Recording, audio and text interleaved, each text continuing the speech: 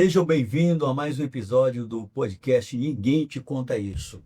E hoje eu recebo aqui um advogado carioca, mineiro, né? Mas passou a vida inteira no Rio e está aqui em São Paulo há pelo menos uma década.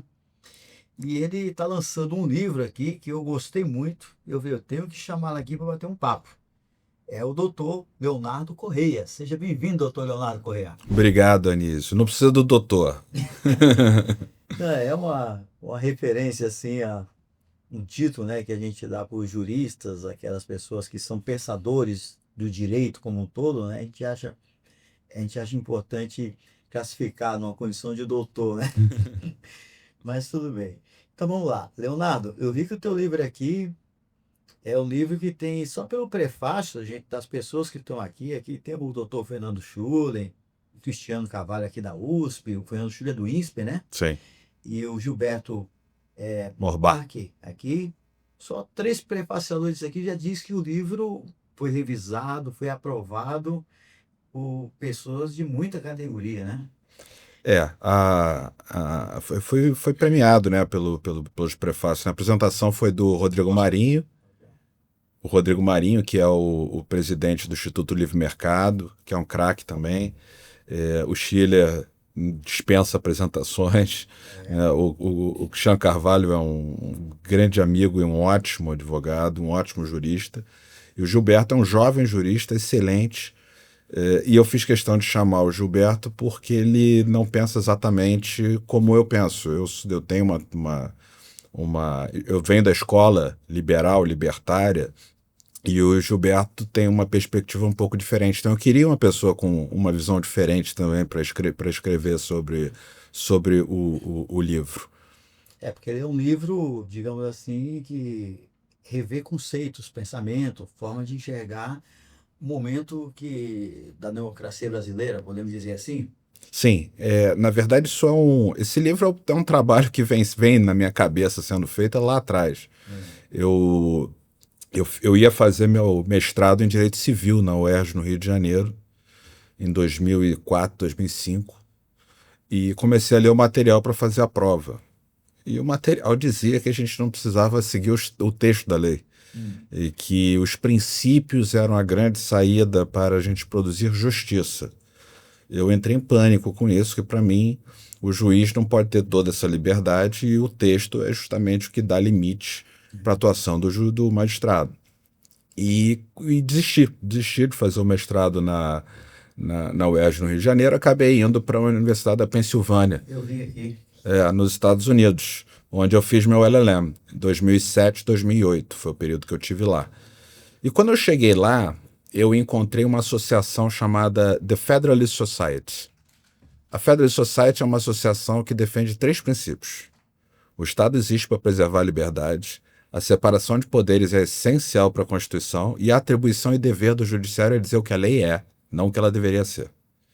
Quando eu ouvi isso, foi música, nossa, isso é fantástico. Eu participei de eventos deles, eu fui até uma convenção anual que eles fazem em Washington, todo ano, né? Anual todo ano, plenário, mas enfim. E eu assisti uma palestra final fantástica, em que uma presidente da ACLU, que obviamente não é nem libertária nem conservadora, fazendo um parêntese, essa Federalist Society, ela congrega advogados, juristas que são conservadores ou libertários.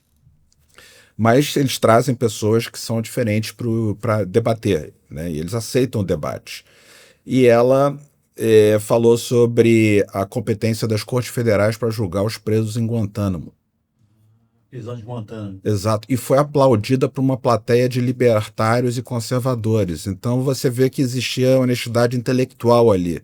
Eu fiquei muito fascinado com isso. Quando voltei para o Brasil, eu falei, olha, a gente vai chegar nessa situação em que os juízes não vão aplicar o texto da lei, a gente vai migrar para o mesmo risco que os americanos viveram no passado, a gente vai viver aqui e precisamos fazer alguma coisa. Todo mundo disse que eu era maluco lá atrás. Mas eu continuei estudando, pensando nos pontos. Na verdade, eu vi que alguma coisa mudou aqui no Brasil quando eu acompanhei o julgamento do Mensalão. Que eu via eu nunca conheci os juízes do STF, não sabia quem eles eram. E de repente estavam todos eles ali, passando na TV Justiça, sendo mostrado para o Brasil inteiro. E aí quando eu via o voto dos juízes, que eles falavam no clamor da sociedade, mas como é que pode o juiz decidir pelo clamor da sociedade? Ele não tem que decidir pelos fatos que estão os autos, pelo processo, pela Constituição, pela legislação. E quando eu vi aquilo ali, eu falei, está se abrindo aqui um precedente muito grande. Os juízes estão começando a dar o voto com base na opinião pública. Eu achei isso aí muito perigoso. Eu penso que no Brasil a coisa começou a pegar esse norte a partir dali. O que você acha? Eu acho que foi anterior. Eu acho que começou nas academias, eu acho que começa na. Ainda nas academias. Começou lá com o chamado direito civil constitucional, que é esse que me levou para estudar nos Estados Unidos, que eu fiquei apavorado com aquele negócio de princípios sendo aplicados fora do texto da lei, e o neoconstitucionalismo. Isso tudo aí, para mim, foi o que deu a base para a situação que a gente vive hoje. Eu compartilho do seu posicionamento com relação ao julgamento do mensalão, e eu acrescento que eu acho que não deveria ser julgado pelo Supremo esse tipo de caso. Aliás, eu acho que o Supremo não deveria ter competência originária para coisa alguma. Ele deveria ser um mero tribunal de recursos para avaliar a aplicação da Constituição pelos demais tribunais do país. Eu acho que essa deveria ser a função do STF. Exato, deveria ser essa. E quando o tribunal vira tribunal originário, vários problemas surgem. O tribunal ele não está aparelhado para lidar com produção de provas, com testemunhas, com tudo isso que se faz no processo de primeira instância.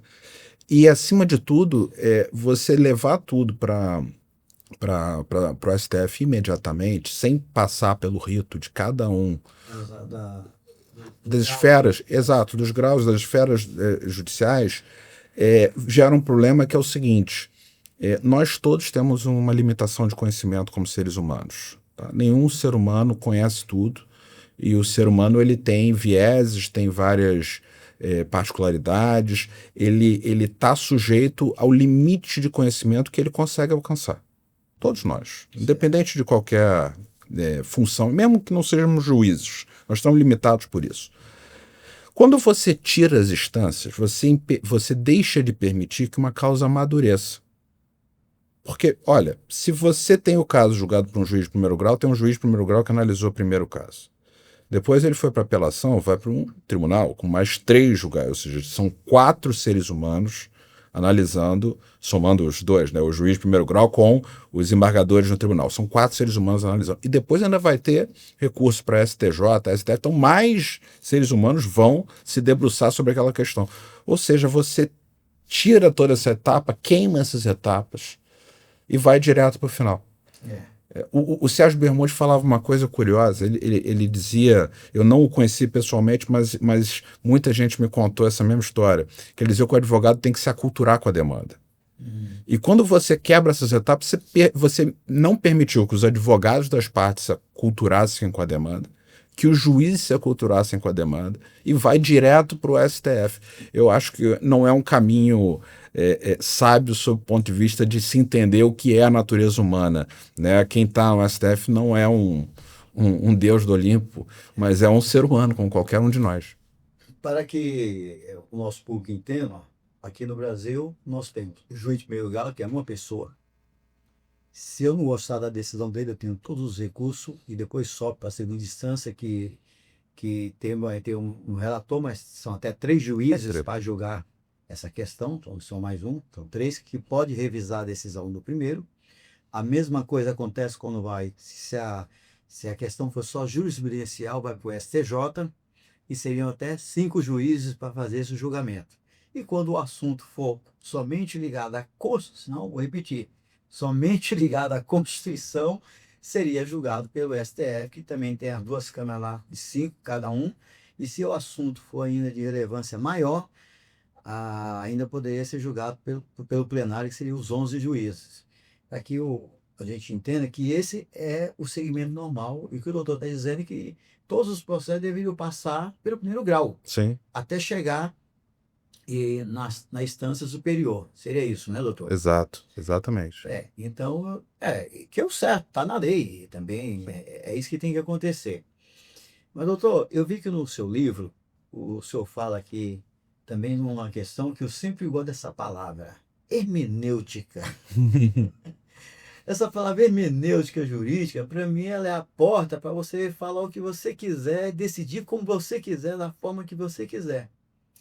O que é exatamente, na sua visão, no seu livro, a palavra hermenêutica como licença para a arbitrariedade? Pois vamos dar alguns passos para trás. O que é a Constituição? A Constituição é um contrato social? Você assinou o contrato? Não.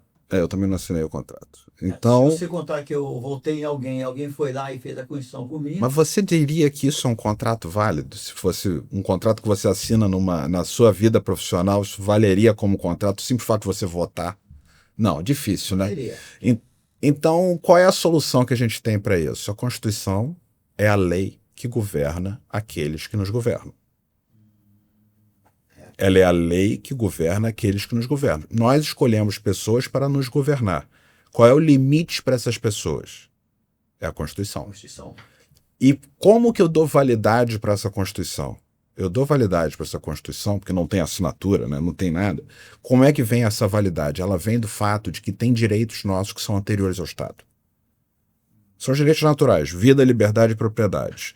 Muita gente reclama, vem com papo de que seria religioso, então não tem nada de religioso nisso. Tem a questão natural das leis. E qual é a questão natural das leis? Alguém aqui está disposto a contestar a lei da gravidade? Não. Ela é uma lei. É uma lei. Descoberta pelo ser humano. Então, se nós queremos ter uma sociedade que permite a prosperidade, permite a liberdade, permite que as pessoas vivam, nós precisamos de ter determinadas leis que vão regular isso. Qual é a base dessas leis? A base dessas leis é a vida natural do ser humano, as características naturais do indivíduo. Assim como a lei da gravidade é baseado em experimentos da natureza. Ela conclui, ela extrai da natureza aquela lei, mas a lei já existe, ela está lá. Ela está lá. Então, por exemplo, quando eu trabalhei no livro, isso sob a premissa da análise econômica do direito.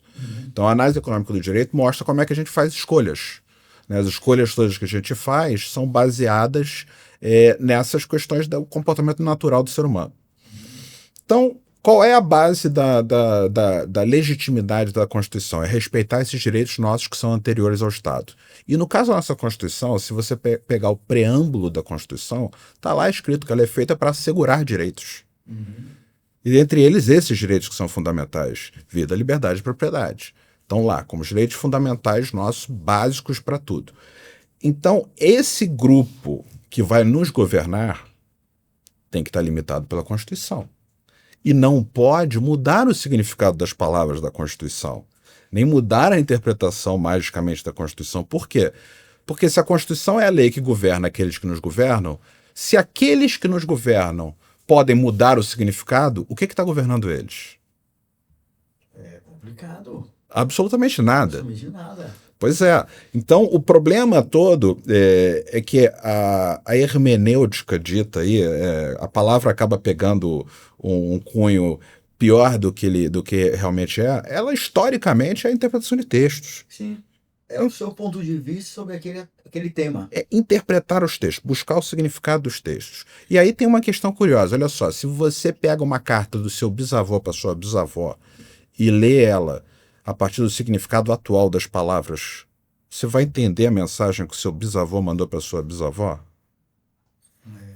Tem que ver o contexto da época. Exatamente. Então a gente precisa buscar qual era o significado público daquelas palavras na época que a lei foi criada. Né? Então são caminhos que a gente precisa seguir. O problema foi quando pegou-se, por exemplo, a nossa Constituição, que tem vários princípios, não tem problema ter princípios, e usou-se os princípios para negar direitos. Negar direitos que estão expressos no artigo 5º, que fala dos nossos direitos individuais. Qual é o problema disso? O problema disso é que isso é contrário à própria Constituição. Se você pegar a Constituição, ela tem um artigo 60 que fala em cláusulas pétreas. Sim. Quais são elas? É uma coisa que eu ia falar aqui. O voto, a forma federativa, a separação de poderes e os direitos individuais. Então, isso não pode ser alterado. Ou seja, não faz sentido pegar um princípio da dignidade da pessoa humana, que sequer protegido está pelo artigo 60, e negar um direito fundamental que está no artigo 5º. Que é exatamente o que eu ia te perguntar aqui agora. Como é que você pode, na verdade, interpretar uma cláusula pétrea? É isso, né? É aquilo que não pode ser mudado em hipótese nenhuma. Exato. Nem pelo julgador. Nem pelo jogador. E nem o plenário legislativo conseguiria mudar uma cláusula pétrea? Não, só na nova Constituição. Só uma nova Constituição. Vai ser interessante. Então, uma cláusula pétrea só pode ser mudada se você fizer uma nova Constituição. Isso. E você acha que no Brasil aqui alguém já mudou cláusula pétrea de alguma forma? O Supremo. Né? O Supremo vem interpretando a Constituição de modo que acaba levando à conclusão de que é uma alteração legislativa. A gente tem o caso, eu falo no livro do caso do Marco Civil da Internet. Eu relacionei aqui alguns casos aqui para a gente falar, alguns casos práticos, né? Sim. E o senhor comentou esse caso aí do Marco Civil da Internet como sendo o ápice do ativismo judicial. Exato, porque ele parte da dignidade da pessoa humana para negar um direito fundamental, que é a liberdade de expressão. E se nós formos interpretar a Constituição de 88 sobre o prisma da liberdade de expressão em relação ao significado das palavras na época, é impossível você entender que a dignidade de quem quer que seja é superior ao direito negativo para o Estado, que é a proibição para o Estado de intervir na sua liberdade de expressão. É impossível, absolutamente impossível. É só lembrar das músicas que você tinha na época, em 88, Cálice, você tinha Por que não falei das flores, e uma série, exatamente, uma série de material que a gente pode resgatar histórico para ver a importância que se dava à liberdade de expressão, porque saiu-se de um período de regime militar, e logo após o regime militar, o pavor da sociedade brasileira era a censura. Era um grande pavor. E o que nós vemos agora? Nós vemos a censura. Aí vão dizer que não, mas o Marco Civil não foi uma censura. Não. Delegou-se a censura para as plataformas. Porque vai bastar que você entre na plataforma e diga que o conteúdo X ou Y não pode ser veiculado, que a plataforma vai excluir sem devido processo legal, sem avaliação por um magistrado, sem absolutamente nada. Isso se chama, no meu modo de ver, censura. Nossa, eu não tinha pensado por esse ângulo aí. Então é assim, eu escrevo qualquer coisa lá, alguém não gosta daquele conteúdo, eu sou obrigado a tirar. Se essa pessoa disser que ela está sendo violada nos seus direitos que ela criar da cabeça dela, provavelmente o que a plataforma vai fazer vai ser excluir. Até por medida de precaução em razão da decisão que foi tomada no Marco Civil. Então vamos pensar o seguinte, eu sou humorista. Uhum. Eu sou humorista. Eu faço uma piada aqui, sei lá, contra uma pessoa negra ou contra a pessoa deficiente, não importa o tema. Eu fiz uma piada, uma brincadeira e tal. Ninguém achou ruim, mas uma pessoa lá na casa dela se sentiu, eu me ofendi com essa piada. Eu quero que ele tire essa piada do ar. Isso poderia ser feito com esse marco? Poderia. Olha que interessante. Poderia. Olha como é que é a coisa. E eu acho que as nossas piadas deveriam ser julgadas pelos nossos pares, pela sociedade, não por medidas para censurar. A gente pode boicotar é legítimo.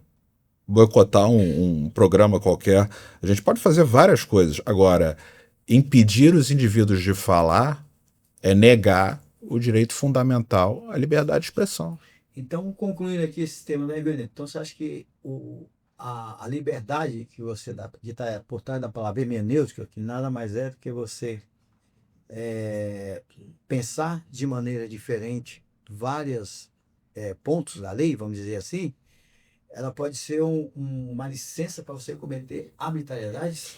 Determinadas escolas de hermenêutica, vamos dizer assim, eu prefiro defender o sentido público das palavras e limitar. Agora, se você for para o neoconstitucionalismo, eles vão dizer que tem vários princípios e tal. Então, são escolas de hermenêutica que são o problema. Não é a palavra hermenêutica em si. A palavra hermenêutica em si, ela é basicamente a interpretação jurídica dos textos. Eu lembro bem que em um momento da minha vida, eu fazia uma pós-graduação em recuperação judicial e falência. E o professor, estava aqui, juiz, lá várias em São Paulo, especializada, dava essa aula e dizia o seguinte, que a hermenêutica jurídica eu posso ter 5 decisões do mesmo tema e todas elas são diferentes e todas elas podem estar certas. Pode estar certo se a gente aceitar que todas as escolas são legítimas. Eu acho que algumas escolas não são legítimas dentro do plano da nossa Constituição. Se a Constituição deu limites para o comportamento do julgador, né, deu limites para aqueles que nos governam, eles não poderiam, em tese, agir dessa forma. Eles deveriam respeitar o texto. O que diz o texto? E tem uma questão importante, Anísio. A gente tem que aprender que a democracia republicana, eu sempre gosto de frisar que a democracia republicana pressupõe que a gente aprenda onde é que a gente vai bater a porta. Se a gente não está gostando do texto da lei, porque o resultado que os juízes estão trazendo diante desse texto é ruim para a sociedade, a porta que a gente tem que bater é a porta do legislativo. Não adianta a gente usar o judiciário como um instrumento para dar uma volta no processo democrático e trazer um resultado diverso do resultado trazido pela democracia. Agora, há um momento, e só nesse, que o judiciário tem que agir. Quando uma maioria impede um indivíduo de exercer os seus direitos fundamentais. Então, isso, da onde vem isso? Isso vem do James Madison. Madison, antes da Constituição americana, ele escreveu um artigo que chamava-se Vices of the American Political System, algo assim, eu não me lembro agora de cabeça exatamente o título. E ele começou a elencar ali os pontos que eles deveriam abordar na Constituinte americana. E um dos pontos que ele colocou é o chamado risco de facção. O que é o risco de facção? Uma maioria, qualquer que seja ela, um grupo de interesse, consegue violentar, impedir o indivíduo de buscar a felicidade, de exercer sua liberdade, porque ele não gosta. Assim, o caso que eu tratei no livro foi o caso da união homoafetiva. Eu vi aqui também, no capítulo aqui dos casos práticos, você trata da união afetiva aqui, isso mesmo. O que eu falei ali? A decisão, o resultado da decisão está certa sob o fundamento errado. Não é pela dignidade da pessoa humana que você permite a união homoafetiva. Você permite a partir do argumento republicano, que é o seguinte: a democracia sozinha significa um sistema para que a maioria governe. É isso. Assim, tenta-se expandir esse conceito para várias coisas, mas não. Democracia significa um sistema, por meio do voto, que faz com que a maioria possa governar sobre essa minoria que perdeu a eleição. Só que essa maioria, ela não pode violar os nossos direitos fundamentais. Você se lembra que eu falei que a legitimidade da Constituição vem a partir do respeito aos nossos direitos fundamentais? Então essa mesma maioria está submetida a esses direitos fundamentais. Então, no caso particular da união homoafetiva, 2 homens, 2 mulheres, o que quer que seja, querem viver juntos, não causa dano a absolutamente ninguém. Ninguém. As pessoas não sofrem por causa disso, não tem danos. Então a maioria não pode simplesmente chegar e falar assim: eu não gosto disso, então você não vai poder fazer. Não, é nessa hora que o papel republicano da corte diz que ela deve impedir que uma maioria impeça o indivíduo de buscar a felicidade. Veja que eu estou usando a palavra indivíduo, não os LGBT ou o que quer que seja, não são grupos. São indivíduos, cada um de nós individualmente. Então, os indivíduos de buscarem a felicidade, vocês não estão causando dano a ninguém. Agora, se houver dano, se houver custo, se houver qualquer outra coisa, sinto muito. Tem que se respeitar o processo democrático, a maioria vai decidir e é isso que vai estar decidido. Certo. Esse é o limite para que o Supremo possa agir no sentido contra-majoritário, que eles gostam muito de falar, falou-se muito, principalmente o ministro Luiz Roberto Barroso recentemente, antes de se aposentar, falou várias vezes da função contra-majoritária. A função contra-majoritária, na verdade, é essa, é limitar o abuso da maioria. Aliás, ele tinha que dar um voto agora sobre esse tema ainda, não tinha?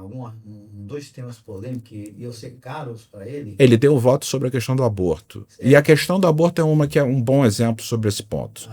Porque a gente pode discutir muito filosoficamente sobre aborto, mas o fato é que existe no meio uma vida, tem células, tem uma vida ali no meio da questão. Se tem uma vida no meio da questão, você tem um risco para a vida, liberdade e propriedade. Certo. Se você tem esse limite, não cabe ao judiciário determinar se pode ou se não pode. Quem pode dizer isso é o legislador. E nós temos um exemplo ótimo, excelente sobre esse aspecto. Talvez ótimo não seja a melhor palavra, mas um exemplo pertinente foi o julgado da Suprema Corte Americana. A Suprema Corte Americana revogou a decisão que permitiu o aborto no país inteiro, chamada o caso Roe versus Wade. Mas a corte não disse que o aborto está proibido. Isso foi mal divulgado no Brasil. O que a corte americana disse foi: isso não é um problema nosso. Batam na porta do seu legislador e peçam para ele o que aconteceu. Cada estado criou a sua lei por meio de plebiscitos ou o que quer que seja. Como é a questão da pena de morte lá também. Exato. Por quê? Porque tem uma vida no meio da história. Tem uma vida no meio da história, só vai poder ser resolvido isso a partir do princípio democrático. Certo. Um juiz não pode se meter no meio desse imbróglio, até porque o finado Justice Antonin Scalia, ele tem uma palestra maravilhosa dele que ele falava o seguinte: o que eu aprendi em Harvard Law School para dizer que existe um direito ao aborto, existe um direito a suicídio, existe um direito a isso? Ele disse: nada, eu aprendi tanto quanto o cidadão comum. Bem para refletir mesmo. É interessante isso aí. Agora, o que seria hoje, para nós aqui na nossa democracia, quando você fala aí o que é o custo da incerteza? Como é que, já viu, você falou que o livro também fala um pouco de direito econômico, e eu sou bem dessa área aí da economia, das finanças. E o que é o custo da incerteza para nós brasileiros? Você que é das finanças vai saber o ponto que eu trago. Tem uma diferença entre imprevisão e incerteza em economia. Imprevisão é calculável. Você pode calcular que algo vai acontecer. Incerteza é quando o cálculo econômico é absolutamente impossível. Isso é um paper do Frank Knight, que era professor de Chicago, que ele fala sobre isso, mostra que na incerteza o cálculo econômico é impossível. E o cenário atual do Brasil, diante dessa hermenêutica criativa, por assim dizer, é que nenhum advogado hoje pode dizer para o seu cliente que tem mais de 50% de chance que o caso dele vai ser julgado de tal ou qual forma. Se você não pode fazer isso, você não tem cálculo econômico. Então, se você não tem cálculo econômico, é incerteza absoluta e isso aumenta, obviamente, o preço das coisas. Certo. À medida que quanto mais incerteza você tem, maiores os preços, maiores os juros, toda a economia fica amarrada por causa da incerteza. Quando o agente econômico tem capacidade de prever os resultados do que vai acontecer, ele consegue fazer um cálculo para diminuir o preço, porque ele sabe que vai ter X número de casos, que ele vai ter o litígio tal. Ele consegue fazer. Se ele não consegue calcular isso, aí o preço vai para o infinito. Trabalhando em direito, operador de direito, o que você mais escuta é assim: doutor, quais são as chances que eu tenho que ganhar esse Pois caso? Hoje está difícil. Aí você fala assim: olha, a lei está escrita aqui, ó, você tem o direito, tem julgado, tem jurisprudência, tem tudo a seu favor. Então as chances são grandes.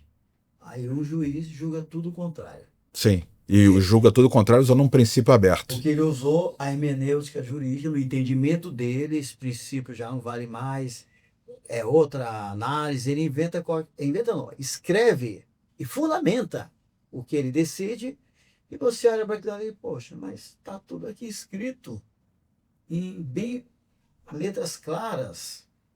Exato. Ele deveria estar limitado pelo texto. Então, eu percebo que hoje a vida, para quem quer entrar no direito, eu tenho estagiários que trabalham comigo, eu sempre falo isso para eles: está complicado, porque o professor lhe dá aquela aula perfeita. Normalmente o professor ele é um grande advogado, ele é um juiz, ele é um promotor, ele dá aquela aula perfeita e você sai animado dali: olha, eu vou defender as pessoas com base nessa lei. Aí quando você se depara com a prática, as decisões não é nada daquilo. Às vezes do próprio juiz que te deu aula. Sim. Que eu já passei por isso. Sim. Já tive aula com o juiz que poxa, o cara deu uma aula ali, se sair caindo na vaga dele lá, vai dar certinho para a gente fazer aqui. E o cara decide de maneira diferente. Dá os argumentos lá, hermenêutica, que você pode fazer? Pois é, a principiologia jurídica, né? Essa principiologia jurídica acaba com a segurança jurídica, que é o que os indivíduos precisam para agir dentro da sociedade. Tem uma outra frase do Scalia. O Scalia também gostava de dizer o seguinte: o juiz que está sempre feliz com as decisões que toma é um péssimo juiz. Porque o juiz é um servo da lei, do texto da lei. Ele precisa seguir o texto da lei, mesmo que traga uma decisão ruim. E aí, bata-se na porta correta. Vamos lá mudar a legislação para adequar o que a sociedade quer. Você sabe que quando eu comecei a escrever, publicar livros, tentava na época publicar livro para a editora Atlas, que hoje não tem mais, né? Hoje é o grupo, acho que é o Grupo Gênero. Não sendo comprado essa editora, virou agora um grupo. São 5 editores que foram comprados por um grupo. E eu ia muito lá nos coquetéis de autores, essas coisas, e conversava muito com um cidadão chamado Alexandre de Moraes. A gente conversava bastante lá, porque na época ele tinha até cabelo, né? Era promotor do Ministério Público, passou em primeiro lugar no concurso do MP. E ele escreveu aquela obra gigantesca sobre Constituição, que passou, muita gente elogiava tal. E eu confesso para você, quando eu vi que o Alexandre de Moraes estava indo para o Supremo, eu achei, pô, é um cara que escreveu, que pesquisou, estudou a Constituição brasileira profundamente. Eu fiquei com isso, assim, mentalmente comentando. Mas eu entendo hoje algumas decisões que são tomadas. Eu fico meio assim, sem entender, porque eu também acompanho a Constituição, sou pesquisador, como todo brasileiro deveria ser, mas eu trabalho também com a parte do direito também. Eu termino ficando sem entender como é que algumas decisões são tomadas, sem querer aqui fazer nenhum juízo de viés de lado. Mas é uma coisa assim complicada hoje você conviver com isso, né, doutor? Tem uma frase do Lord Acton que ele dizia que o poder tende a corromper e o poder absoluto corrompe absolutamente. Eu não estou falando de corrupção no sentido Financeiro. exato, mas é a questão do reflexo do poder nos indivíduos. Uhum. Eu acho que muitas vezes as pessoas recebem poder e perdem a perspectiva de que o poder decorre do consentimento. Certo. Sempre do consentimento. Né? Até o poder da corte. Você tem que ter o consentimento dos demais poderes para você operar. Eu acho que no Brasil está vivendo um fenômeno complicado nesse sentido e que vai precisar caminhar de volta para o texto. Eu acho que não tem outra saída possível. Se nós não voltarmos ao texto, não voltarmos a seguir o que está no texto, a sociedade vai sofrer de tal forma, que é o que a gente estava falando sobre a questão da segurança jurídica, que vai chegar um momento que vai se tornar insustentável. Eu não defendo, nunca defendi violência, tá? Não acho que violência seja solução para absolutamente nada, mas eu penso naquele exemplo do Gandhi. O filme do Gandhi é muito interessante, né? Vamos excluir as discussões históricas específicas sobre Gandhi, se o filme é fiel ou se não é, e vamos assumir o filme como uma realidade. O filme mostra Mahatma Gandhi contra o Império Britânico, o grande Império Britânico, sem nenhuma violência, levar o Império Britânico a ser o mais extremo possível até que o Império Britânico cai de cima do penhasco. Então, o caminho seguido por qualquer pessoa em prol de mais poder e mais poder e mais poder, e em algum momento da história, essas pessoas sempre caem. Se a gente olhar para trás, para os grandes impérios que a gente teve, pelos reis, para tudo que aconteceu, sempre... Na linha do tempo... Exato, sempre cai. Na linha do tempo, todos os grandes considerados assim, ditadores mesmo, Saddam Hussein, Muammar Gaddafi, Stalin e tantos outros que tiveram, aquele da Romênia, o Ceausescu, todos esses aí em algum momento caíram, mas caíram assim, viraram pó. Exato. Viraram pó mesmo, assim, foram humilhados. O próprio Hitler, por exemplo, todos eles que foram considerados ditadores históricos, foram humilhados no seu fim. Porque eles não derivavam o poder do consentimento. Eles derivavam o poder do exercício do poder. Então tem um momento que esse poder sendo exercido a partir do poder, ele cai. E aí esse é o espaço em que voltar ao texto, por exemplo, no caso do direito brasileiro, talvez seja o caminho melhor, o caminho mais ponderado. Eu brinco com o pessoal que acha que a lei sendo muito rígida é complicado, porque não dá para fazer justiça. Bom, olha onde a gente chegou com as pessoas querendo fazer justiça ao invés de aplicar o texto da lei. Mas aí a gente pega no seguinte ponto. Você tem hoje uma corte de 11 ministros que deveriam ali sentar, pôr a mão na Constituição, fazer o juramento ali e vou seguir 100% isso aqui. Só que eu vejo que todo mundo aí tem um lado ideológico, e declara publicamente o seu lado ideológico.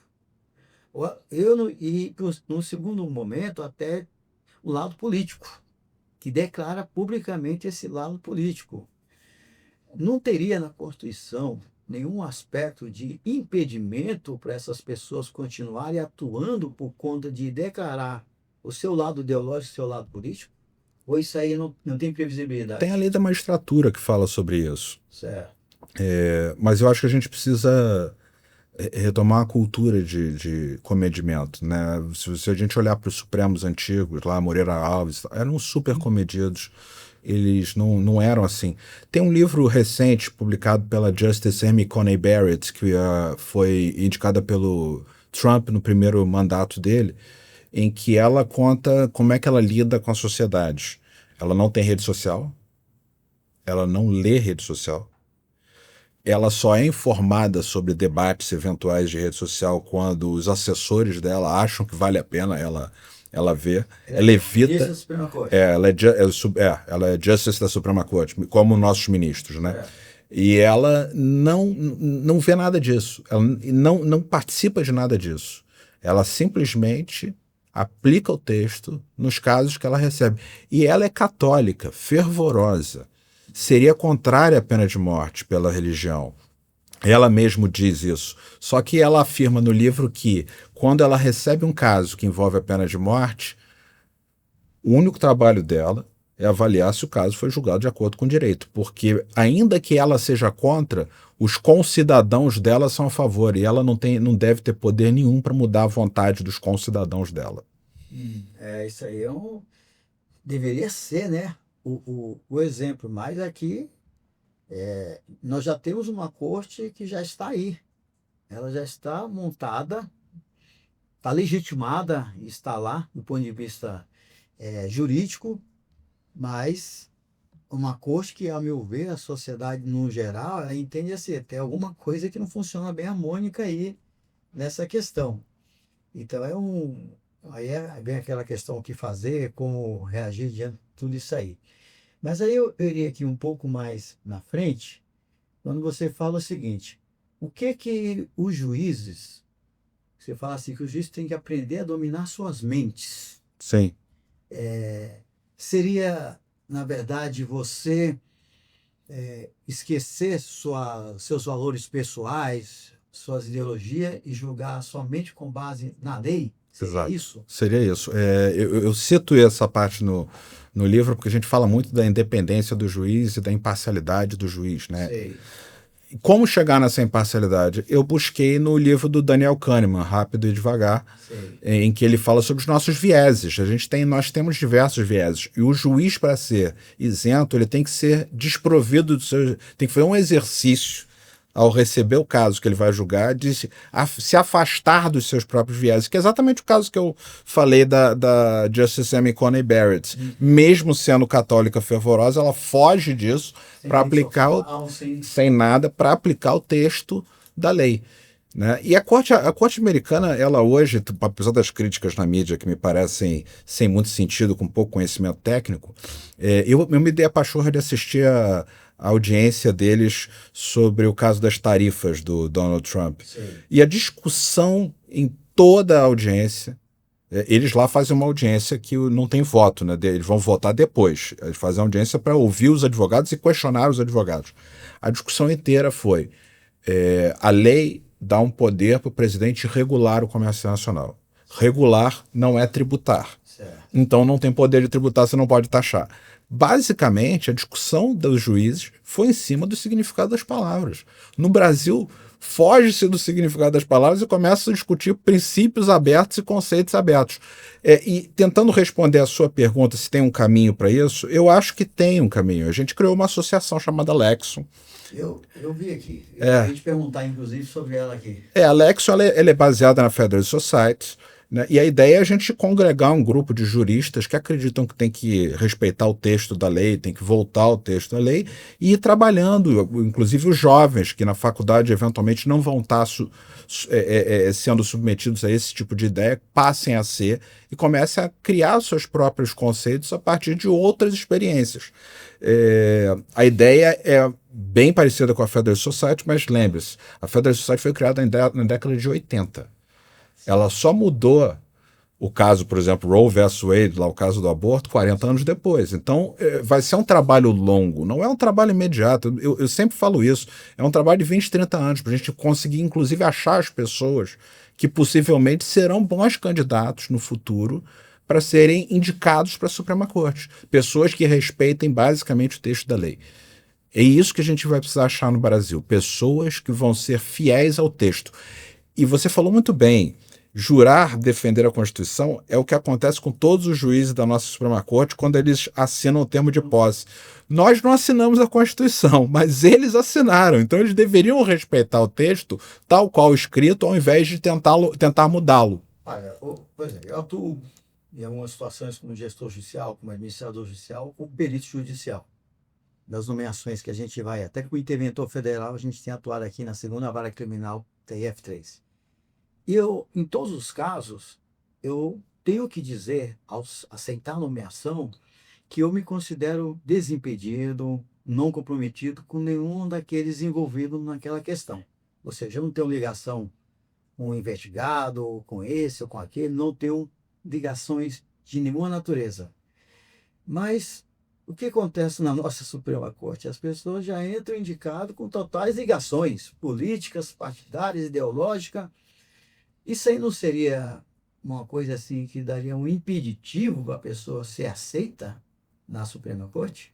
A Constituição só estabelece o notório saber jurídico, sabe-se lá o que significa isso, que eu não acho que necessariamente ter títulos acadêmicos resolve esse problema. Você pode ter todos os títulos acadêmicos da vida e não ter conhecimento jurídico. Tem que ter uma sabatina no Senado. O que eu acho que o Brasil está pecando é que essa sabatina no Senado não está forte como ela deveria ser. Tem sido só protocolar. Tem sido protocolar. Se você pega as sabatinas da Suprema Corte Americana, lá nos Estados Unidos, são pesadíssimas. Quando eu estive lá no LLM, foram indicados o Roberts, que é o atual Chief Justice, e o Samuel Alito. Eu assisti a do Alito. Ele foi bombardeado. A mulher dele saiu chorando do Congresso com como eles foram contundentes e agressivos. Eu não entendo aqui no Brasil que a pessoa, quando é indicada para ser ministro do Supremo, que é um cargo que amanhã vai decidir a vida de todos os brasileiros, inclusive de todos os políticos que incluem, ele é normal ele passar de gabinete em gabinete, senador por senador, e ter uma conversa particular com cada um deles. Eu não entendo isso. Olha, eu não vejo muito problema. Eu não vejo muito problema. Eles podem até tentar fazer isso. Isso daí, para mim, não é o grande divisor de água na questão. O problema é que o Senado tem que assumir a sua função republicana. O presidente indica? Sim, é o que está na Constituição. Ok, o presidente indica, mas o Senado tem que fazer a função republicana. O Bush é um bom caso sobre isso, porque ele chegou a indicar, antes do Alito e do Roberts, ele indicou a advogada dele, Harriet Miers. E não foi aceita. Não, o Congresso devolveu um recado, falou, se você colocar o nome dela, vai ser negado. Foi antecipadamente, ela nem chegou aí para sabatina. O Congresso simplesmente devolveu o recado pro Bush, falou, presidente Bush, se indicá-la, nós não vamos aceitar. Então existe o receio do Supremo, do Senado, vetar indicações nos Estados Unidos. E tem mais, essas indicações, as sabatinas duram semanas, às vezes duram meses. O Clarence Thomas ficou meses em sabatina. São chamados professores de várias universidades para ajudar nos questionamentos sobre os pontos relevantes. A gente tem que levar a sério a sabatina. Não pode ser uma perguntinha de 15 minutos para cada senador. Mas o problema aqui, doutor, eu vejo que às vezes acontece a tal da retaliação política. Deixa eu dar um exemplo. Esse negócio das emendas parlamentares. E eu acho que as emendas parlamentares tem que ter. Vou falar por quê. O deputado ele se elege por uma região no interior aqui de São Paulo, por exemplo, e ele se comprometeu com umas 10 cidades que trabalharam para ele, pediram voto e estão acreditando no trabalho dele. E prometeu o quê? Vou levar aqui, tentar construir um hospital que está faltando aqui, reformar essa estrada, fazer uma escola nova, e eu preciso de dinheiro. Que dinheiro é esse? O dinheiro não é dele. Ele vai buscar no orçamento da União dinheiro para aquelas prefeituras, para fazer todo o processo licitatório, fazer toda a contratação e licitar essas obras, e essas obras acontecerem que vai beneficiar toda uma região. Então a emenda parlamentar, eu entendo que ela serviria para isso. O deputado poder levar dinheiro para ele ter nas regiões de onde ele tem a base eleitoral dele, que, digamos assim, que o Estado não consegue enxergar isso de uma forma global. Então, no micro, o deputado tem aquela... está próximo daquele povo. Eu entendo que isso aí passa a ser legítimo. Então ele precisa desse recurso, porque ele, trazendo o recurso para o município, amanhã o trabalho dele para a população vai ser reconhecido, que ele fez aquilo que prometeu que ia fazer, conseguiu realizar. Até aí tudo bem. Só que eu não entendo é que o governo, ele libera essas emendas quando ele quer. Ele segura, não vou te dar a tua emenda, que você tem direito de ter. Eu não vou te dar. E se eu te entregar, eu vou te entregar na véspera da eleição, que você não tem mais o que fazer com esse dinheiro. Você não vai conseguir capitalizar politicamente com essas obras, com essa situação. Ou seja, você não vai ganhar a eleição, porque você não cumpriu com a população o que você prometeu fazer para eles. Aí, essa coisa do governo poder segurar as emendas, soltar quando ele quer, no momento que ele quer, todos os presidentes fizeram isso. Aí, se você não aprovar o meu candidato, as suas emendas vão ficar só para o ano que vem. Isso é uma chantagem. Ou seja, como é que o senador não vai aprovar? Ou ele aprova o candidato, ou ele não consegue, na verdade, buscar a eleição dele, porque ele não consegue cumprir com a palavra dele diante dos eleitores. Porque é só ele ficar lá no Congresso, discutindo, no parlamento, participando de comissão, lacrando em rede social, não garante a eleição dele.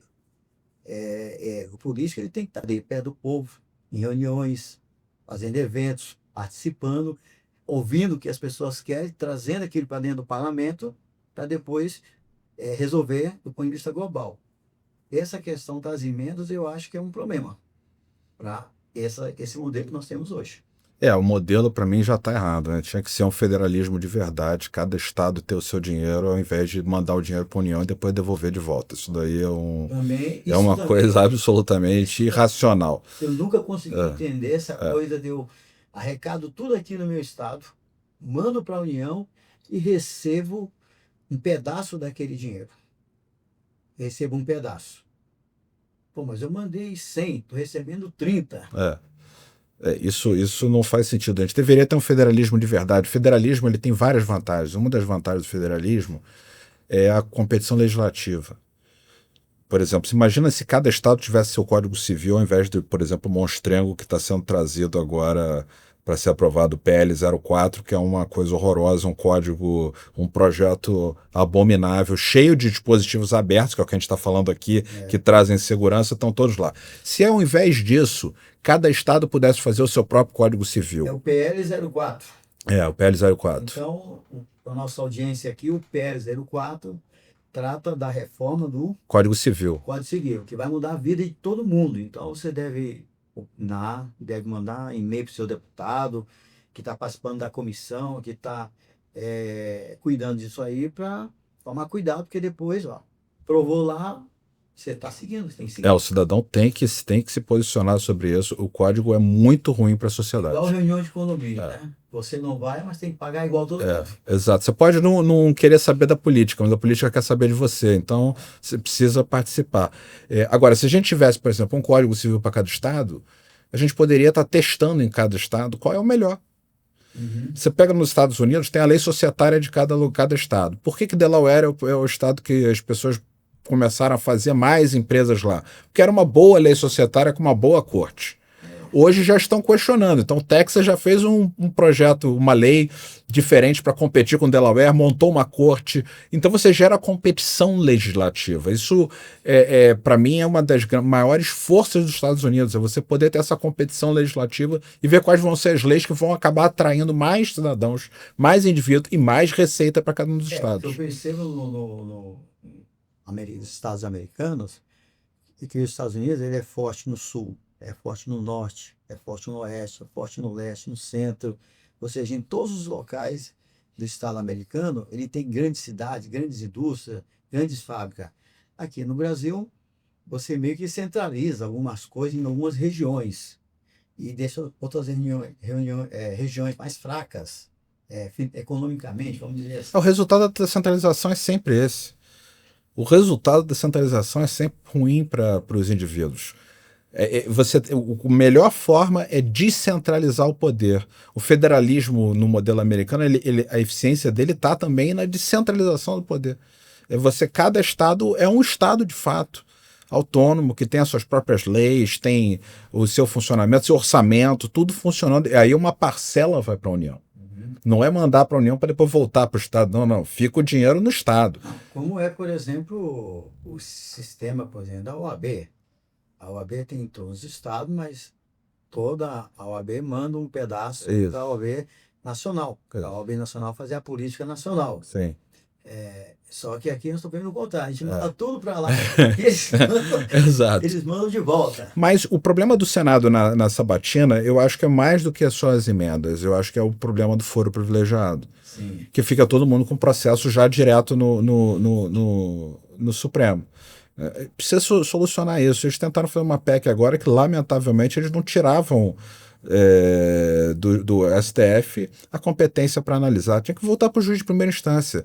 Anísio, se o juiz de primeira instância não é capaz de julgar um deputado ou um senador, por que ele é capaz de julgar você?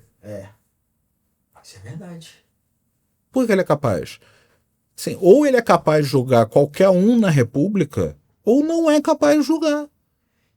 Eu vi um deputado aí, não sei se eu lembro o nome aqui agora, mas não vou nem falar para não cometer nenhum equívoco, que toda vez que os deputados avançam em uma questão aí que tira alguma limitação dos poderes do Supremo, que tem juiz do Supremo que vai pessoalmente na liderança do partido e fala, se avançar isso aqui, avança os processos. Isso é um ponto que eu me assusta muito mais do que a questão dele tentar conversar com os senadores antes da sabatina. Depois que ele está lá, ele não deveria falar com ninguém. Não deveria falar com absolutamente ninguém. O juiz que está na corte mais alta do país, ele não pode falar com ninguém. O comportamento dos juízes da Suprema Corte americana é exemplar nesse sentido. Eles dão entrevista, dão. Mas se você pergunta a eles sobre algum caso que ele pode vir a julgar, ele não responde. Doutor, o Barroso deu entrevista no Roda Viva. Sim. Como é que pode?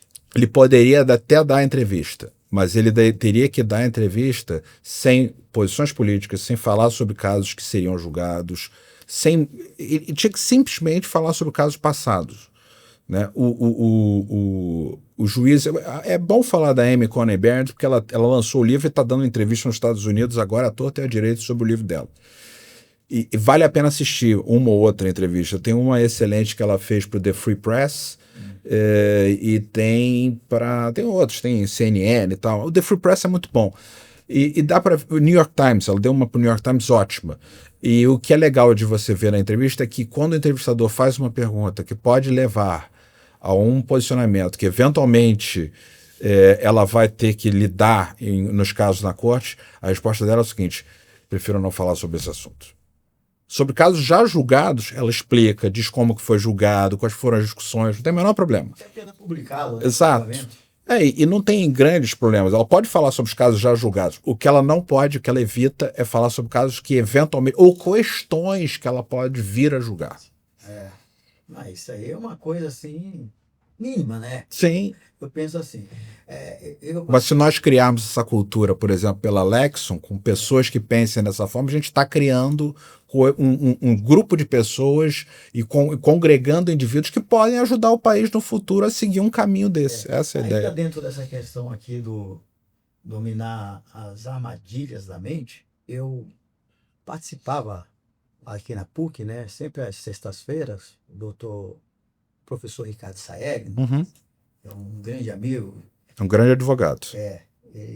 A gente atuou com o escritório desse, parceiros, e ele organizava aí umas questões, uma rodada de eventos que chamava assim direito quântico. O que ele fazia? Ele levava toda sexta-feira os alunos dele, acho que de mestrado, e alguns convidados, eu sempre estava no grupo dele, me chamava, falando um magistrado.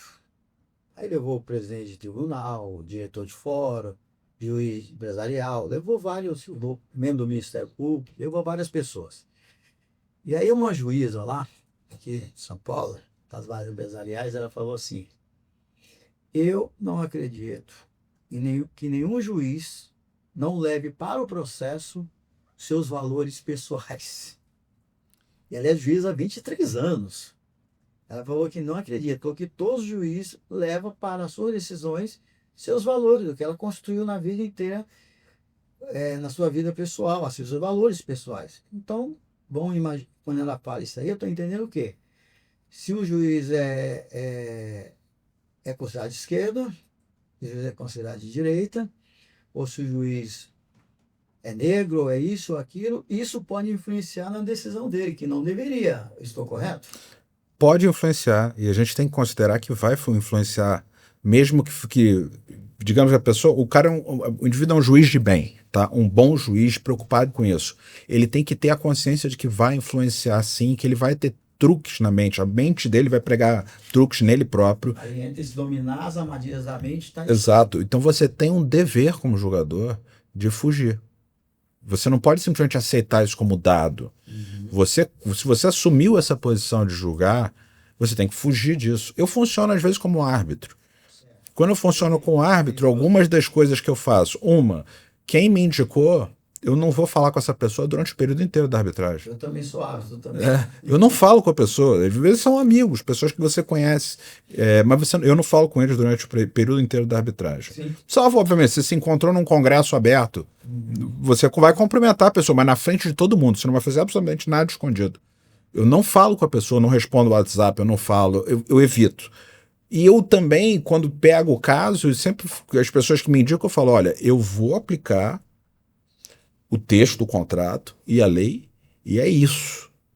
É isso que eu vou fazer. E eu sempre me desafio a isso. A única coisa que eu faço é tentar entender o caso das pessoas que me apresentam. Porque aí eu acho o seguinte, normalmente são 3 árbitros, né? Cada um indicado por uma das partes.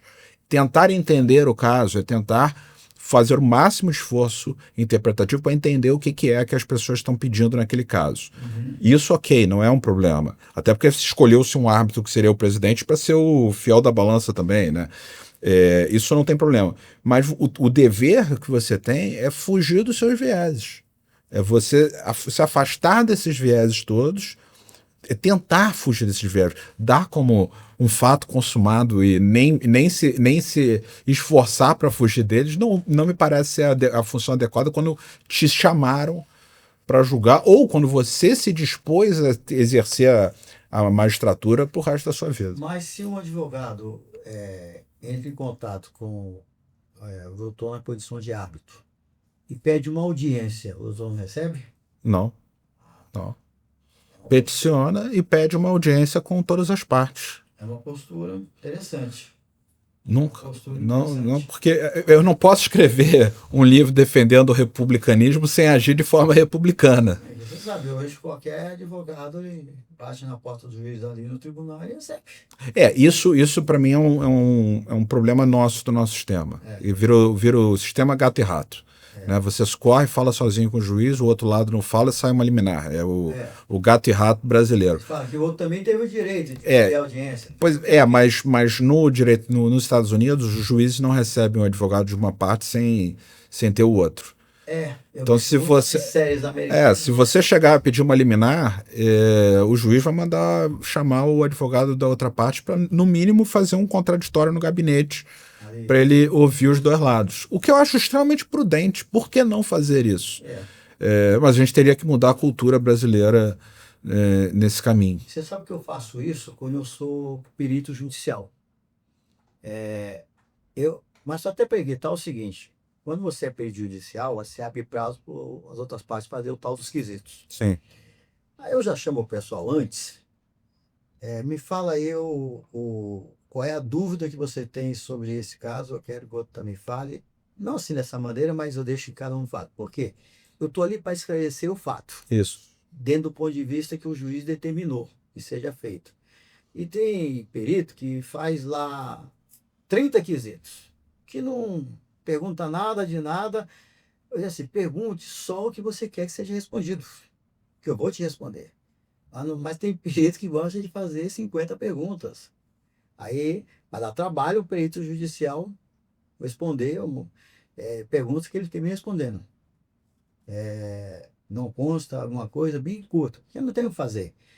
E também nem cabe o perito responder. Ele quer opinião do perito. Ele não dá opinião, ele é paracirista. Sim. Ele estaria para esclarecer fatos que foi determinado pelo juízo.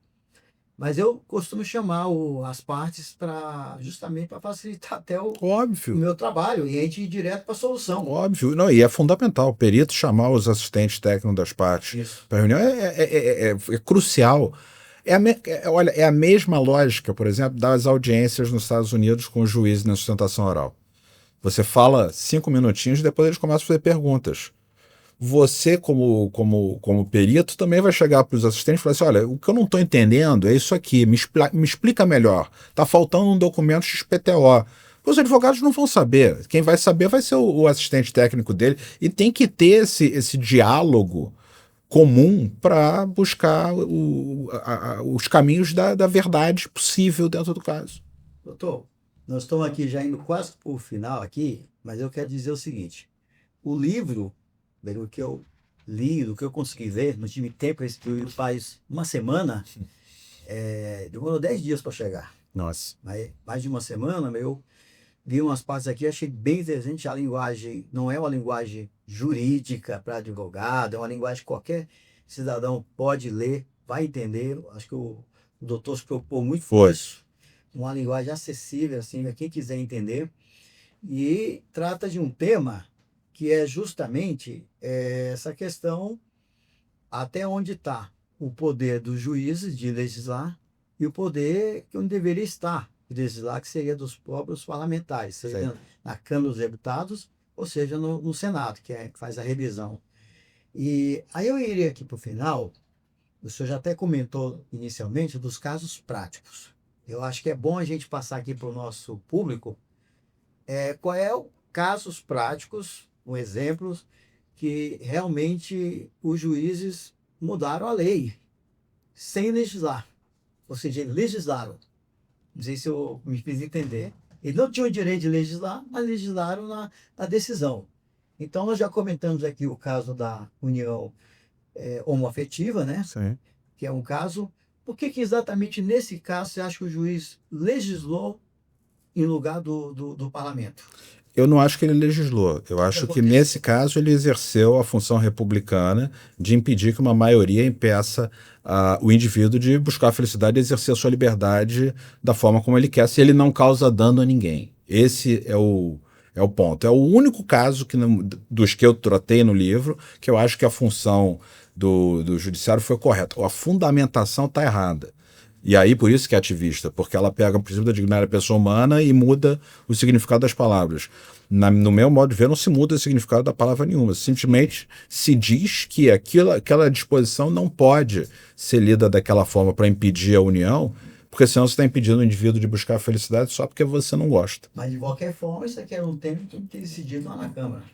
Teria, mas aí volta ao ponto. Se a maioria está impedindo o indivíduo de buscar a felicidade, de exercer a liberdade sem dano, é a única hora que o judiciário tem o dever, aí eu chamo de dever, o dever de intervir para, republicanamente, devolver o poder para o indivíduo. Foi uma pergunta sobre esse negócio de dever aqui. Aí tem aqui a questão da CPI do Covid. Qual que é o foco aqui que o senhor coloca no livro? Muito microgerenciamento da função, dizendo como é que o executivo tem que agir. Isso não é atribuição do judiciário. O judiciário tem que dizer é constitucional, não é constitucional, ponto. Principalmente a Suprema Corte, né?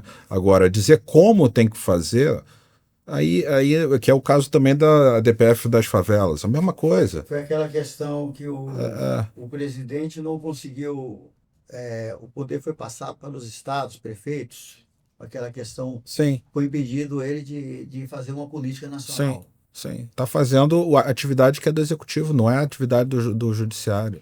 Certo. A gente pode não gostar das pessoas eleitas, mas a gente tem que aceitar que elas foram eleitas pela democracia.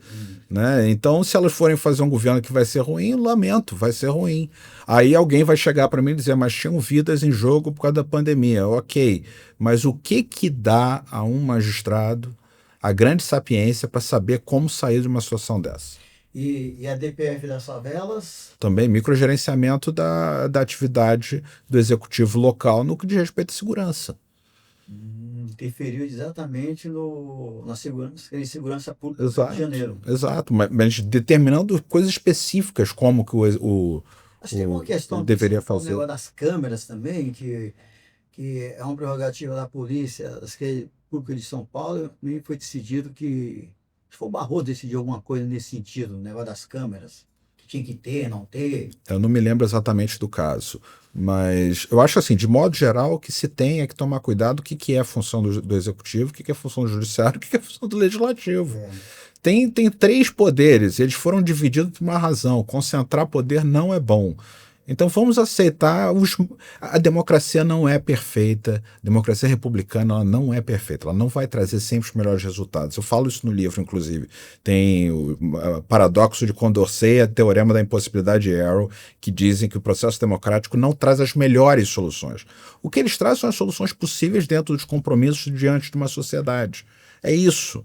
Então, se a gente deixa de achar que, olha, vai trazer o ótimo, o perfeito, o absoluto, e passa a aceitar que o que esse processo democrático republicano vai trazer é o máximo que nós, como sociedade, conseguimos, a gente para de ficar querendo sempre buscar o ótimo e passa a aceitar a forma como esse sistema existe.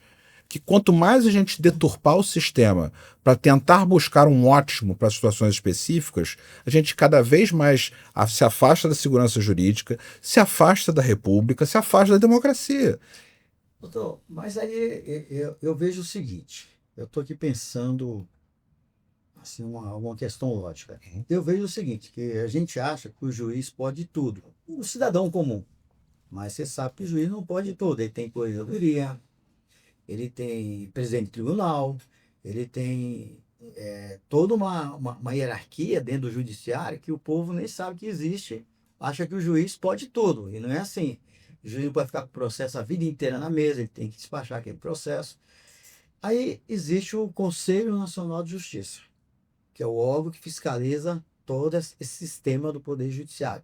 Inclusive aposenta juiz, pune juiz, afasta juiz, toma uma série de providências, coisas que as pessoas não sabem, ou não é tão divulgado assim no dia a dia. Dá a impressão que o juiz está ali, é o dono de tudo.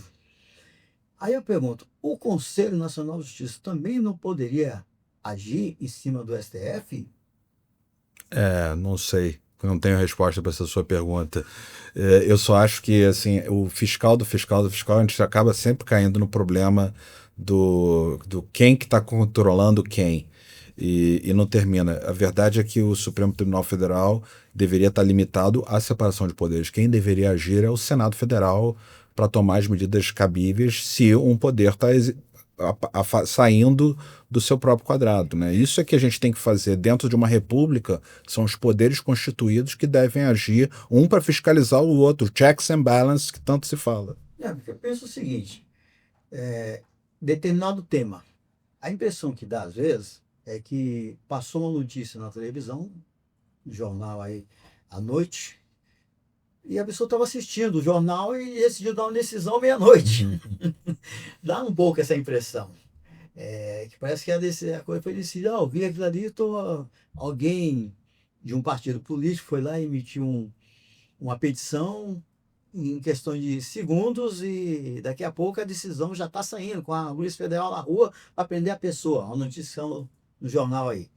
Aí a questão é o seguinte, eu penso que o Conselho Nacional de Justiça poderia ser esse órgão que poderia dizer o seguinte, esse tema que você está tratando aí não é constitucional, então não deveria estar aí no seu tribunal. Isso aí deveria passar para o tribunal do STJ, por exemplo, deveria voltar. Eu acho que o Conselho Nacional de Justiça poderia ter esse papel. Eu sou um pouco contrário a essas ideias de órgãos que são criados a mais, porque tem um artigo sobre a captura regulatória. Né? Todo regulador acaba sendo capturado pelo regulado e depois foge do seu objetivo final. Então, eu acho que esse negócio do regulador, ele não é a solução. A solução é a gente voltar para os princípios republicanos. A solução é voltar para o respeito, que cada caixinha é individual, que um poder não pode se meter no poder do outro e respeitar a estrutura democrático-republicana. O que o senhor está defendendo é a lei natural das coisas. Sim. Os filhos respeitar os pais, os pais respeitar os pais deles são os avós, e todo mundo respeitar a polícia, a gente respeitar as leis, todo mundo respeitar o poder como ele está constituído. O deputado, os vereadores, os senadores fazem as leis, porque eles são representantes do povo, e o judiciário julga a legislação, avalia em cima da legislação, no caso o STF, a Constituição, e assim vai. E o executivo está ali para gerir um orçamento, executar aquilo que foi planejado, inclusive, pelo parlamento, e distribuir os recursos de acordo com a necessidade do povo, que foi o seu projeto político que foi aprovado nas urnas. Deveria ser assim, mas não é. E o que nós podemos fazer a partir daí? Aprender a votar. Aprender a votar para o legislativo. Eu faço uma brincadeira que é a seguinte, a Constituição tem um dispositivo falando que os juros estão limitados a 12% ao ano. Era o artigo 92 da Constituição. Tá lá, né? Mas isso aí já mas o que o Supremo Tribunal Federal fez? Ele disse que aquilo ali não era auto-aplicável. O que teria acontecido se o Supremo tivesse falado assim, sinto muito, é isso que está no texto, tem que aplicar isso sim? Quem teria que ter consertado isso? O Legislativo. Em quanto tempo você acha que teria saído uma PEC mudando esse negócio? Em 24 horas. Exatamente. E nós teríamos aprendido que o voto no Legislativo é o mais relevante para a República. Adorei esse exemplo, doutor. Adorei. O artigo 92 da Constituição limitava, em determinado momento, os juros aplicáveis no Brasil a 12% ao ano. E aí foi decidido pelo Supremo que esse artigo, por si só, não era auto-aplicável. Ele precisaria ter outros fatores que dariam essa condição. Batemos na porta do super-homem, pedimos para o super-homem nos salvar do problema democrático que foi a escolha equivocada do nosso constituinte. Mas assim mesmo o Legislativo pode agora consertar isso aí. Pode, claro que pode. Ele ainda pode ainda. O Supremo já fez, então ninguém vai mexer, vai fazer absolutamente nada. Né? Mas isso mostra um padrão. A gente, ao invés de tentar solucionar os problemas da República Democrática dentro da República Democrática, a gente ficou lá batendo na porta do Supremo como se fosse um super-herói, um super-homem, para nos salvar dos males da democracia. E resolve tudo. E aí a gente não aprende a viver democraticamente. Esse é o problema. Solução para o país é a gente aprender a votar. É a gente entender que o voto para o legislativo é talvez mais importante do que o próprio voto para presidente, para governador, para prefeito, para o que quer que seja. Escolher bem quem vai fazer as leis que vão nos governar é o ponto fundamental. Mas eu vou te fazer uma pergunta aqui. Você é complexo, eu acho. E como é que você aprende a votar? Eu acho que hoje o brasileiro está aprendendo cada vez mais. A gente tem muito debate hoje. Os nomes dos deputados são falados. A gente vê o comportamento dos deputados pela própria rede social. O eleitor daquele indivíduo que está lá temporariamente na função de ser o representante, ele é visto, ele é criticado. Então a gente está mudando, o país está mudando, e está mudando para melhor. Assim, se a gente olhar para o passado, onde as pessoas não votavam em pessoas para voltava aos currais e tal, mas assim, o indivíduo hoje, brasileiro, o cidadão comum, ele está começando a acordar para isso. Isso já é uma grande mudança. Então, a minha perspectiva é que o país está indo para um caminho melhor. Um caminho em que o indivíduo agora passou a ter, ele passa a se preocupar com política, ele passa a se preocupar com o que está acontecendo na República, e ele vai passar a se preocupar também com quem ele está votando. E vai começar a cobrar também, vai começar a mandar e-mail para o seu candidato que ele elegeu, encher o saco dele para dizer, olha, você não pode seguir esse caminho, senão não voto em você na próxima eleição. É isso que o Brasil precisa. Eu acho que a gente está indo num caminho bom. Doutor, mas o senhor acredita, só para gente fechar aqui, esse assunto do voto aqui, mas essa quantidade de dinheiro que os partidos vão receber esse ano para fazer campanha política, você acha que assim mesmo o eleitor vai saber votar? Porque é muito dinheiro na mão desses políticos para poder fazer campanha. Eu não disse que ele vai aprender a votar numa eleição. Eu disse que ele está aprendendo a votar. A gente está num processo. O Brasil ainda vai caminhar muito para estar numa situação melhor. Mas o ponto para mim, que é mais relevante, a gente vê que a gente saiu de um ciclo vicioso do passado e a gente está começando a ir para um caminho melhor. Então, a minha expectativa e a minha esperança é que o Brasil evolua nos próximos anos. Próximos anos, vamos pensar em décadas, né? Porque não é 2 aninhos que muda nada. Doutor, então, esse livro aqui é um livro, então, de cabeceira. Eu recomendo novamente. Está passando o tempo inteiro aqui nas nossas telas, mas eu vou mostrar aqui para a câmera novamente. Eu encontrei uma grande obra aqui, encantei com o material. E agora, conhecendo o autor aqui, e como é que ele pensa, e como que ele construiu o processo todo, eu recomendo mais ainda o livro. Acho que é um livro de cabeceira, para a gente ler e repensar o que está acontecendo no nosso país aí. Doutor, eu queria te agradecer, que você fizesse suas considerações finais, fale o que você quiser. O podcast aqui, ninguém te conta isso, está à sua disposição. Muito obrigado, Anísio, pelo convite, pelas palavras gentis. E você tocou num ponto relevante. O livro foi feito para o cidadão. Tem, inclusive, um capítulo para o cidadão, né? Eu tentei escrever o livro para o cidadão comum entender. E tem alguns engenheiros e tal que já leram o livro e conseguiram entender o ponto. Algumas coisas ficaram mais difíceis, porque não dá para fugir totalmente da linguagem jurídica, mas eu fiz o maior esforço possível nesse sentido. E eu acho que esse deveria ser um esforço de todos os juristas, porque as leis não são para nós. É isso. As leis são para os cidadãos. Se a gente não se faz entender e se a gente só quer ser entendido dentro de uma casta, democráticos nós não somos. Para sermos democráticos, nós precisamos escrever de modo que o cidadão consiga, que vai ser o agente, o ator dessas leis todas que a gente está produzindo, e dessas doutrinas e dessas teses, se ele não consegue entender, então é um trabalho que a gente está fazendo não é bom para a democracia. O que o doutor Leonardo está dizendo aqui, para todos nós, para mim, um fechamento melhor possível. As leis, elas são feitas para os cidadãos cumprir. Então, eles têm que ler as leis, elas têm que ser escritas de uma forma que ele também entenda. Ela não foi feita para os advogados entender. O povo é que vai cumprir a lei. Então, ele tem que saber dessa lei. Então, você tem dúvida de alguma coisa, vá lá, leia a lei, faça a sua própria interpretação e depois tire sua dúvida com o seu advogado de confiança. Ok? E este foi mais um episódio do podcast Ninguém Te Conta Isso, recebendo sempre pessoas aqui do mais alto gabarito, com o Dr. Leonardo Corrêa, e agradeço mais uma vez e até o próximo episódio.